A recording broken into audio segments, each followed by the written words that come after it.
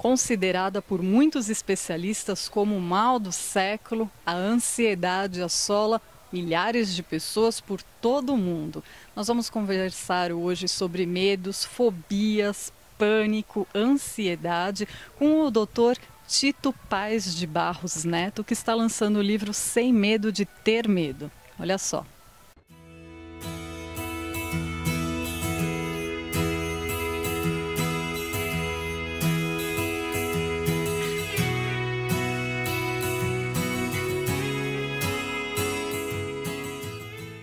Doutor, quando nós falamos em medo, há um certo desconforto, né? As pessoas ficam um pouco desconfortáveis ao ouvir a palavra medo. No entanto, o medo ele tem um lado positivo, né? De prevenção, de uma precaução, e tem também um outro lado que prejudica, né?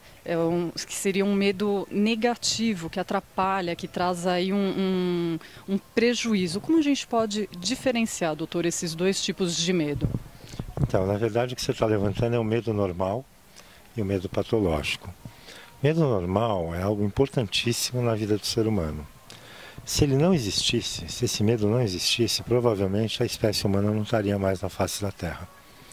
Ele protege o indivíduo, ele norteia em relação, por exemplo, a situações potencialmente perigosas, dirigir com cuidado, se preparar para realizar, para fazer provas.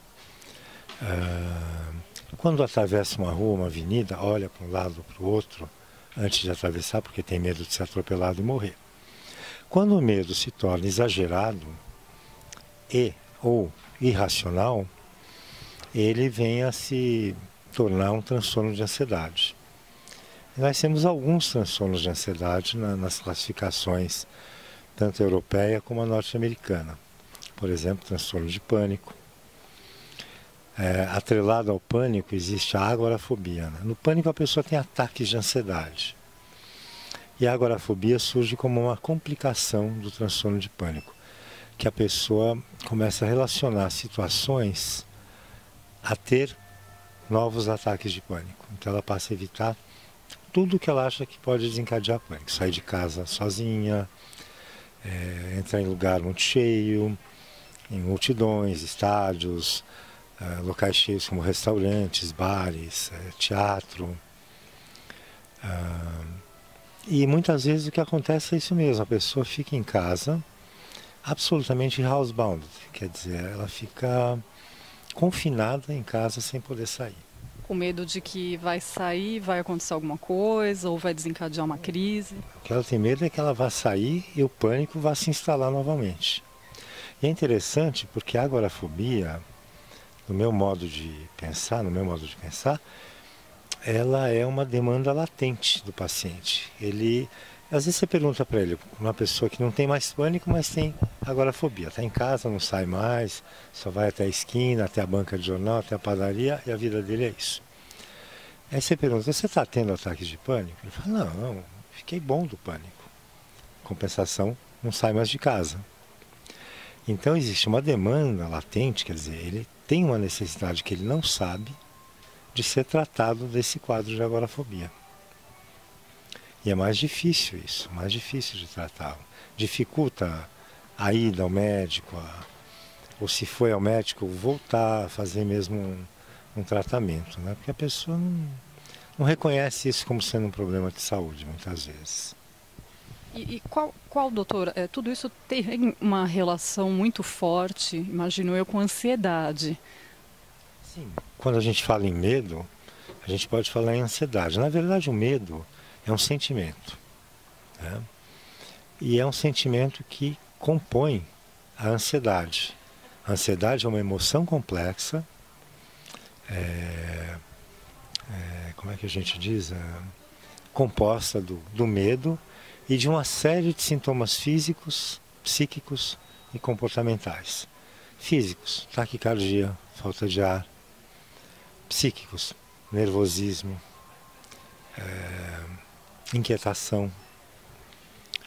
Comportamentais, por exemplo, ficar bravo, quebrar coisas. Um estado de irritação. uma coisa fica linkada com a outra, não tem como separar muito, né? E quais são, doutor, as causas disso tudo? O que causa isso? As causas, a etiologia dos transtornos ansiosos pode ser multideterminada. Alguns transtornos, como pânico, a fobia social, a ansiedade generalizada, tem sempre algum componente genético. A genética tem um papel, ainda que não seja muito grande. Mas, por exemplo, a fobia de sangue, ferimentos, você conhece esse quadro? Já ouvi falar. A pessoa desmaia quando vê. Quando, por exemplo, uma agulha chega perto, a seringa vai colher o sangue, amontoa no chão, né? Eu tenho até um artigo no meu blog sobre fobia de sangue que eu batizei assim: fobia de sangue, os fortes também caem. Que não é coisa de fracote, né? Não é coisa de mulher, não é coisa de... Homem também sei. E os grandões, os fortes mesmo. Então essa fobia ela tem essa característica de... Ela tem taquicardia, aumento de pressão arterial, mas depois, alguns minutos depois, a pessoa tem bradicardia, que é o coração bater cada vez mais devagar, chega a parar de bater, e a síncope, ela desmaia, né? A pressão cai e aí ela acaba desmaiando, né? Esta fobia você encontra, quando uma pessoa tem, e você vai investigar a família, você encontra a mesma ocorrência em 70% dos casos de parentes em primeiro grau. Então ela é nitidamente genética, indiscutivelmente genética. E devem ter também aqueles que nem sabem, né? Porque se for pensar em termos de genética, o tempo dos nossos avós já era mais complicado ainda esse tipo de tratamento, de diagnóstico, de aceitação, também de ir atrás, né? Às vezes o transtorno era assim, escondido da família, dos outros, pelo preconceito, né? Imagina, você pega um cara de 1,90 m, vem uma agulha perto dele, ele desmaia, ele não vai querer que as outras pessoas saibam, né? Sim. E pensando em termos de ansiedade, doutor, pensando que o meio onde a gente vive está constantemente nos influenciando, e nós estamos particularmente vivendo aí um momento difícil no país, politicamente falando, um momento complicado no mundo, a gente vê uma série aí de ataques terroristas e tudo mais, isso tudo mexe como com a psique, com as emoções das pessoas? Esse tipo de coisa, na verdade, pode desencadear transtornos de ansiedade, mas não causar, exceto pelo transtorno de estresse pós-traumático, que a pessoa vivencia um trauma, ele vivencia uma situação muito incomum, por exemplo, a morte de alguém, testemunha alguém sendo assassinado, ou, por exemplo, uma mulher que foi estuprada. Aí o próprio estresse é considerado a causa do transtorno. Mas nos outros, não. Os estresses são gatilhos, são desencadeantes. As causas provavelmente estão influências ambientais e genéticas. Eu falei pouco de influências ambientais, mas tem estudos que mostram que pais, uma combinação de certas atitudes parentais levam à eclosão de transtornos de ansiedade, como, por exemplo, pais pouco carinhosos ou pais que são muito superprotetores. Onde você vai, meu filho? Eu vou na casa do fulano. Não faz isso não, fica em casa, é tão bom em casa, é tão tranquilo, por que você vai sair? Ou extremamente controladores, assim, querem saber de tudo da vida do filho e ele cresce com um senso assim, de que ele vive num lugar muito perigoso, muito ameaçador. E aí qualquer gatilhozinho ele já pode desencadear. Na fobia social nós temos, por exemplo, pais. Você conhece a fobia social? Na fobia social o que existe é um medo anormalmente intenso de ser avaliado negativamente pelos outros. Assim, eu conheço, mas o público talvez não. Então, a fobia social é um medo da avaliação negativa dos outros. Um medo, então, da exposição, de se expor ao público. as pessoas passam a evitar se expor ao público. Não falam em público, não vão a festas, não vão a ambientes descontraídos, atividades coletivas. A não ser que você seja um terapeuta que se linke muito bem a esse paciente, fala para ele, olha, vai ser bom para você fazer curso de dança de salão, curso de teatro para você se soltar, né? Então, na fobia social, a gente tem um enorme contingente ambiental, sobretudo parental, que influencia o curso, né, a eclosão e o curso da doença. Então é assim, o fóbico social está em casa, está brincando, grita, pai, meu filho, o que é isso? Fala baixo, o que o vizinho vai pensar? Onde já se viu uma coisa dessa? Você ri desse jeito? Não, não pode. Então a criança cresce com um senso de que ela não deve se comportar daquela maneira, ela não deve ser espontânea, não deve dar gargalhadas, não deve falar alto, gritar, porque ela vai ser mal avaliada. No Japão isso é terrível. Eles têm um tipo de fobia social lá, chama Taijin Kyofusho, em japonês, né? E chega a ser às vezes uma coisa delirante, por exemplo, a pessoa imagina que ela esteja suando e exalando um odor fétido que está incomodando o outro. Ou que ela está incomodando o outro com seu tom de voz, ou com seu olhar, né? E é terrível. O Japão é a cultura da vergonha, né? Eles são muito envergonhados. Tanto é que quando recebem um presente não abrem. Abrem em privacidade. Porque imagina, você abre um presente, aquela coisa horrorosa, você fica com aquela cara, obrigado, não é? Tem também uma questão de muito baixa autoestima nesses casos também, né, doutor? Também porque tudo que ele faz, por exemplo, não está bom. A base da fobia social é também o perfeccionismo, né? Tudo que ele faz, o pai não vai aprovar, a mãe não vai aprovar, porque tem que ser daquele jeito que não cause vergonha em toda a família. Isso pode então gerar uma série de fobias, de circunstâncias, de questões de ansiedade, de medos, de... A fobia social ela é uma fobia pervasiva, né? Tem aquelas situações assim de falar em público, comer na frente das pessoas, beber na frente das pessoas, escrever, dá tremor, a pessoa não quer. Aí tem as mais generalizadas, que é iniciar e manter conversas, né? O fóbico social é muito monossilábico. Então ele está, por exemplo, que estivesse aqui, nesse lugar. Sabia que vai ter um lançamento de um livro, ele queria ver o lançamento. E aí chega alguém e puxa papo com ele. Ah, você veio para o lançamento do livro? Aham. Ah, vai ser legal. Nossa, essa livraria é show de bola, hein? Você não achou? Uhum. Você mora perto daqui? Uhum. Então, o diálogo dele é monossilábico. E o interlocutor vai embora, fala, esse cara não está interessado em conversar. Então você ensina, por exemplo, no treino de habilidades sociais, a não ser monossilábico, por exemplo. Ele ensina a responder uma pergunta. Ah, você mora perto daqui? Ao invés de fazer ele fala assim, não, na verdade eu moro na Vila Leopoldina, você conhece? É um bairro assim, tranquilo, bem arborizado, fica perto da Lapa, do Alto da Lapa. Aí ele dá um gancho para a conversa continuar. A gente faz muito isso em treino de habilidades sociais. Como é um transtorno em que as situações são mais difíceis de surgir, não é que nem fobia de elevador, que o elevador está lá o dia inteiro, o metrô também. O pessoal tem fobia de começar uma conversa, daí ele começa e a pessoa vai embora e para começar outra pode levar mais 2 meses, né? Fica difícil de tratar. Então nós temos hoje o recurso da realidade virtual. A Cristiane, né?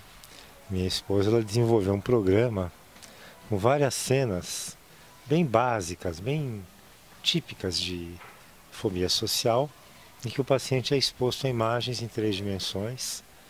E aí tem a grande vantagem que é a seguinte, essa imagem pode ser repetida quantas vezes você quiser. Não é que nem a exposição ao vivo, que a duração limitada. prejudica, porque em exposição é importante o tempo total de exposição.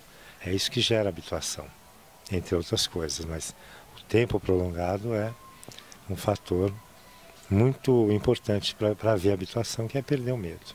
Foi feito um estudo nos Estados Unidos, em 5 capitais, 5 cidades norte-americanas. 2 metrópoles, uma cidade média, uma pequena e outra menor ainda, que era uma comunidade rural. E foi feito um estudo de prevalência de diversos transtornos mentais, inclusive drogas, alcoolismo. E para surpresa de todos, a prevalência foi a mesma nas 5 cidades. A ocorrência dos transtornos mentais foi igual, mostrando que essa coisa de correria da cidade grande não tem lá muita influência. Não. Agora, podem ter surgido outros estudos, né, que contradigam esse. Né? Na década de 70, o Meyer-Gross publicou lá um tratado em que ele encontrava, como é que a gente fala, concordância genética em 95% dos pacientes que eram homossexuais, em gêmeos, né? Se um gêmeo era, o outro também era, mesmo se criado em outro ambiente. Eu olho isso hoje e falo, meu Deus, deve ser uma coisa meio absurda, mas merecia uma pesquisa, uma entrada mais aprofundada para ver o que de fato acontece. Vamos para um pequeno intervalo agora na entrevista com o doutor para que você conheça o Tarundu, um lugar muito especial onde você vai estar em contato com a natureza, vai poder se divertir, relaxar com seus amigos e familiares, que só vai fazer muito bem para você. Olha só. Em uma das regiões mais charmosas de Campos do Jordão, fica o Centro de Lazer Tarundu, com mais de 30 atividades em um belíssimo local junto à natureza.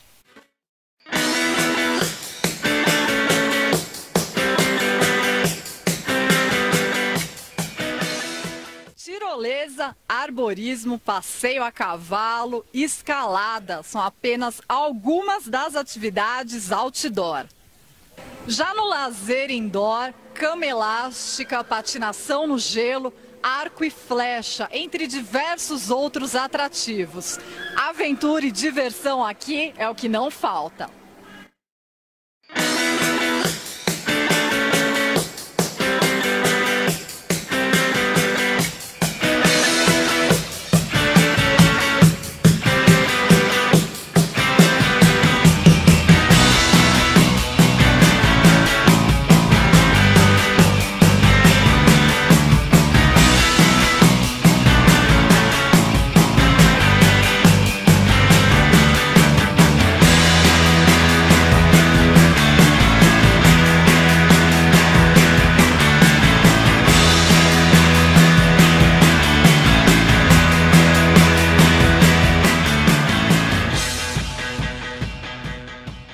Você também com sua família e amigos passar o dia aqui no Centro de Lazer Tarundu, em Campos do Jordão. Eu recomendo.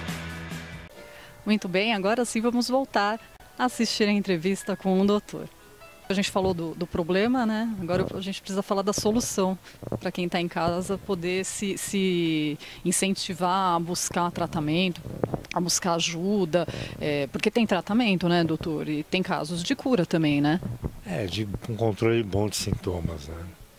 No pânico, a gente tem essa exposição chamada interoceptiva, que você expõe a pessoa aos sintomas do pânico.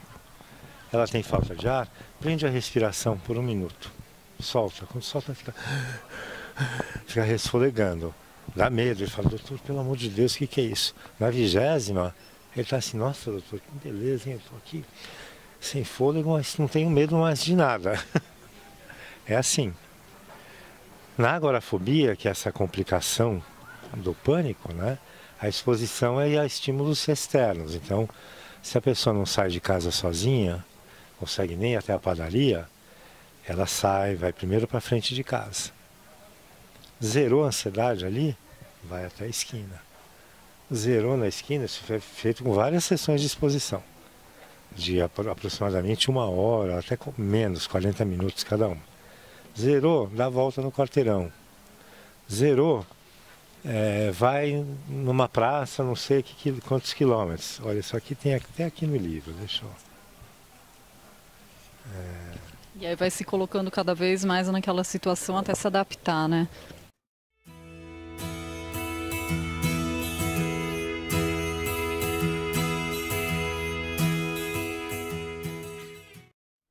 Olha só, aqui é a hierarquia construída, mas não ainda em ordem, né? Por exemplo, o 6 está acima do 2 e aqui ela está ordenada. Ficar em frente ao prédio onde moro, ansiedade 2. Zerou, vai para esse aqui. Ir à banca de jornais na esquina, 3. E ele vai fazendo, quando chegar aqui no item 10, ir ao banco a 2 km de casa, esse 10 já é um 5, um 4. Porque vai havendo uma generalização dos estímulos fóbicos. Até que vai chegar um momento que vai ter uma vida normal, vai a shows, vai sair. Sim, porque tem paciente que não se engaja. Eu tive uma paciente que ela era ótima em chegar na consulta e contar um monte de coisa, né? Um monte de histórias da vida dela, desculpe. Mas se expor que era bom, nada. E aí não vai adiantar, né? Não, ela empaca. Mas eu tive uma outra paciente que ela estava direitinho pegando estrada, ela estava na Raposo, fazia o primeiro retorno, voltava, andava um pouco em São Paulo, pegava de novo, tornava, aí ela foi para o segundo retorno, estava indo super bem. De repente o marido dela chegou e falou assim, olha, eu vou precisar agora do carro, não dá para você continuar com isso. Sabotou. Sabotou, ele não queria uma mulher autônoma, independente. Ele queria uma coitada que dependesse dele para tudo. E ela estava super feliz, vibrando. Ela chegou para mim e falou, olha, infelizmente, doutor Tito, nós vamos ter que interromper, porque... E ela ainda não estava preparada para falar, ó. Tchau. Para se valorizar, né? Tudo a seu tempo, né, doutor?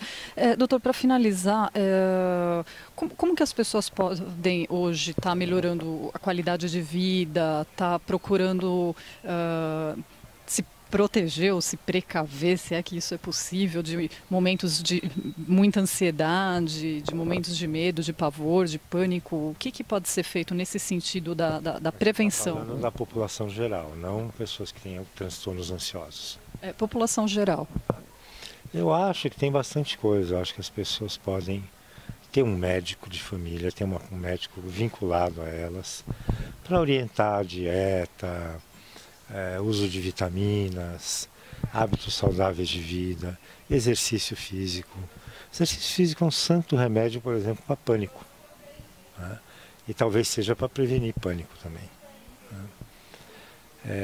Mas ter uma vida saudável é muito bom.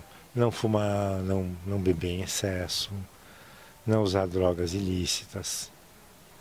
Porque isso tudo vai levando para uma situação que a pessoa vai despencando, vai ladeira abaixo.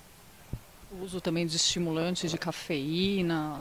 Não, cafeína, assim, até um certo ponto é aceitável. Você tomar café no trabalho, por sentir um pouco de sono. Não tendo narcolepsia, que aí precisa tratar com uma droga pesada, né? Acho que tudo bem.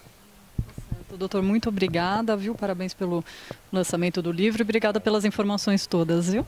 Foi um prazer. Obrigada. O programa Nosso Momento fica por aqui. Esperamos ter contribuído para que você busque um estilo de vida mais saudável e feliz, tá certo? Beijo enorme, tchau, tchau, até a próxima.